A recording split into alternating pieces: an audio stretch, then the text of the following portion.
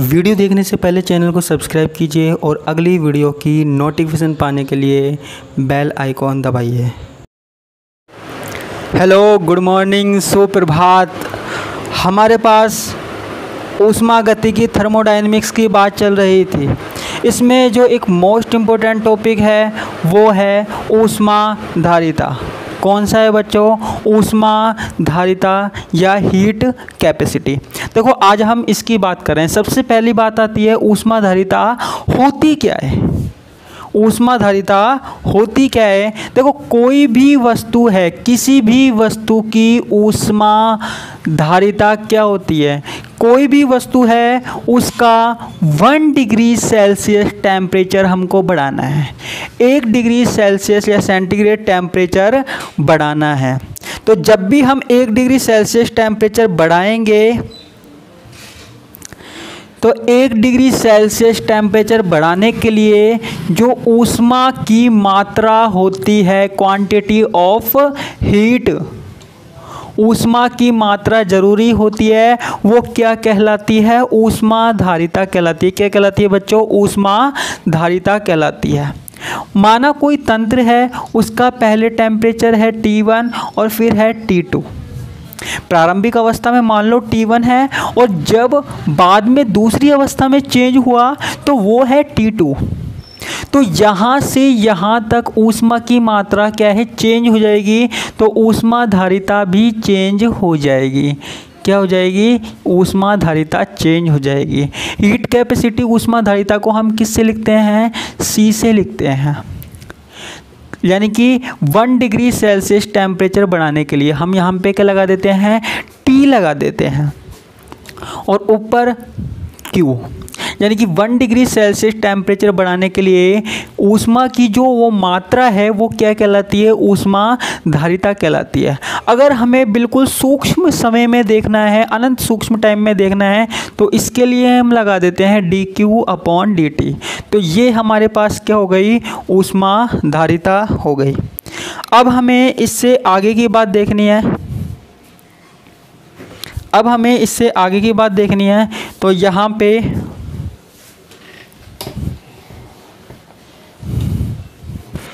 ऊष्माधारिता, इससे आगे की बात देखनी है। तो आगे है स्थिर आयतन पर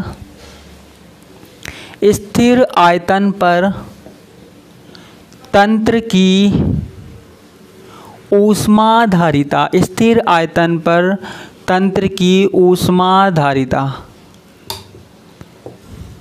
स्थिर आयतन का मतलब है टेम्परेचर चेंज वॉल्यूम चेंज नहीं हो रहा है। वॉल्यूम क्या है? फिक्स है।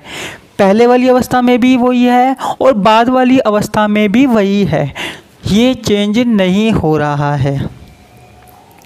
अब देखो, यदि अगर हमारे पास आयतन स्थिर है, क्या है? आयतन स्थिर है। स्थिर आयतन पर आयतन स्थिर है, स्थिर आयतन पर, तो हमारे पास क्या होगा? तो हमारे पास जो Q है, जो हमारे पास ऊष्मा की मात्रा है, आपको पता है ये क्या है? स्थिर आयतन पर। ये क्या है? ऊष्मा की मात्रा जो स्थिर आयतन पे। स्थिर आयतन के लिए मैंने क्या लगा दिया? V। तो स्थिर आयतन पर जो ऊष्मा की मात्रा है वो किसके बराबर होती है? वो होती है आंतरिक ऊर्जा के। किसके बराबर होती है? आंतरिक ऊर्जा में जो वृद्धि होती है, आंतरिक ऊर्जा में जो वृद्धि होती है उसके बराबर होती है। आंतरिक ऊर्जा में वृद्धि क्या होती है? जब हम ऊष्मा देते हैं किसी तंत्र को तो उसकी ऊर्जा में वृद्धि होती है, तो वही हमारे पास आंतरिक ऊर्जा होती है।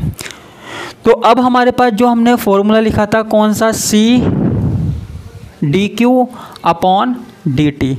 तो अब हमको यहाँ पे स्थिर आयतन के लिए लिखना है, तो हम यहाँ पे क्या लगा देंगे? V और dQ। अगर हमको dQ ले रहे हैं या इसकी जगह हम इस तरीके से भी लिख सकते हैं, और स्थिर आयतन के लिए हमने ये लिख दिया। बाहर भी हम V लगा सकते हैं। और हम कह रहे हैं कि जो हमारे पास ऊष्मा है वो किसके बराबर है? आंतरिक ऊर्जा के बराबर है। तो ऊष्मा आंतरिक ऊर्जा के बराबर है, तो हम इसको क्या लिख सकते हैं? आंतरिक ऊर्जा में वृद्धि अपॉन टाइम। और इसको हमने रख दिया और यहाँ पे हमने क्या लगा दिया, स्थिर आयतन लगा दिया, या हम इसको CV बराबर इस तरीके से भी लिख सकते हैं, del E upon del TV। तो ये हमारे पास क्या हो गई, स्थिर आयतन पर तंत्र की ऊष्माधारिता हो गई। अब हम आगे की बात करते हैं। आगे की बात के लिए हम देखते हैं, अभी हमने स्थिर आयतन पर तंत्र की ऊष्माधारिता देखी। अब हम क्या देखते हैं, अभी हमने स्थिर आयतन पर तंत्र की ऊष्माधारिता देखी थी, अब हमको स्थिर दाब पर तंत्र की ऊष्माधारिता देखनी है।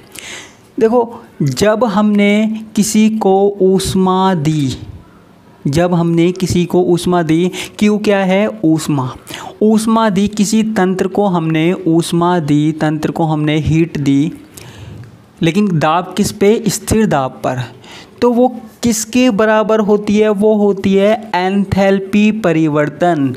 जो हमारे पास किसी तंत्र में एंथैल्पी में परिवर्तन होता है ना, एंथैल्पी यानी कि जो उसकी अव्यवस्था होती है उसमें परिवर्तन होता है, उसके बराबर होती है। तो हम यहाँ पे क्या लिख सकते हैं, C, दाब के लिए हम क्या लिख देंगे, स्थिर दाब के लिए P बराबर, पहले तो हम यही लिख देते हैं QP। टाइम क्या है, टाइम समय है, समय कौन सा होगा हमारे पास, T2 में से T1 घटा लेंगे, जो भी हमारे पास टाइम निकल के आएगा वो हम घटा लेंगे। तो हम इसको इस तरीके से लिख सकते हैं। अब यहाँ पे ये क्या है, स्थिर दाब पर, तो मैंने क्या लिख दिया, P। अब देखो आगे की बात आती है, स्थिर दाब है, तो मैंने क्या कहा था, Q, स्थिर दाब पर जो तंत्र की ऊष्मा होती है उसको हम क्या बोलते हैं, एंथैल्पी परिवर्तन। तो QP की जगह हम लिख सकते हैं delta H upon T2 minus T1, और ये हम लिख सकते हैं P। इस तरीके से हमने इसको लिख दिया, या फिर हम इसको इस तरीके से भी लिख सकते हैं, CP एंथैल्पी परिवर्तन, पार्शियल हमने अवकलन कर दिया, और T जो हमारे पास निकल के आएगा, और साथ में हमारे पास क्या होगा, P, यानी कि स्थिर दाब पर तंत्र की ऊष्माधारिता। तो अब हम ये कह सकते हैं कि अतः स्थिर दाब पर तंत्र की ऊष्माधारिता क्या होगी, जो 1 डिग्री सेल्सियस टेम्परेचर बढ़ाने पर तंत्र की एंथैल्पी में वृद्धि होती है। स्थिर दाब पर तंत्र की ऊष्माधारिता क्या है, 1 डिग्री सेल्सियस टेम्परेचर बढ़ाने पर तंत्र की एंथैल्पी में परिवर्तन, या ऐसे भी कह सकते हैं कि 1 डिग्री सेल्सियस टेम्परेचर बढ़ाने पर किसी तंत्र की एंथैल्पी में परिवर्तन तंत्र की ऊष्माधारिता कहलाती है, लेकिन किस पे, स्थिर धारिता पर। तो ये हमारे पास क्या हो गया, ऊष्माधारिता टॉपिक कंप्लीट हो गया। ओके, धन्यवाद।